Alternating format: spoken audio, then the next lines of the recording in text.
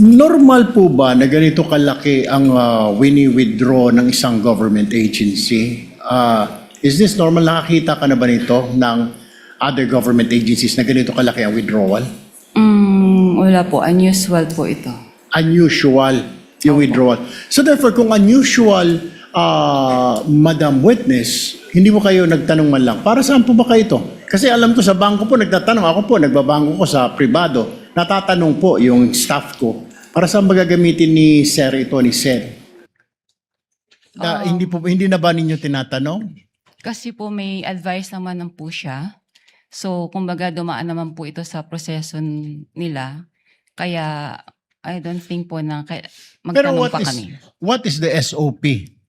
Ano pong standard operating procedure pag may mga malalaking withdrawal?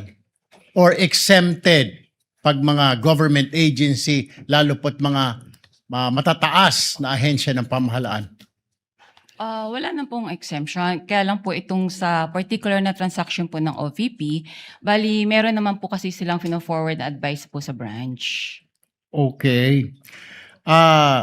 Alam niyo po ba na ito ay for intelligence fund, yung wini-withdraw?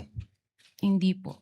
Hindi niyo po alam na Intel fund ito. Opo. Pero nagduda po kayo sa ganitong kalaking halaga. Is that correct? Sa personal opinion namin sa bangko, parang syempre po, saan kaya gagamitin po yung yung cash na to? So, pero hindi naman po namin tinanong na kasi may advice naman po siya. Okay, panghuli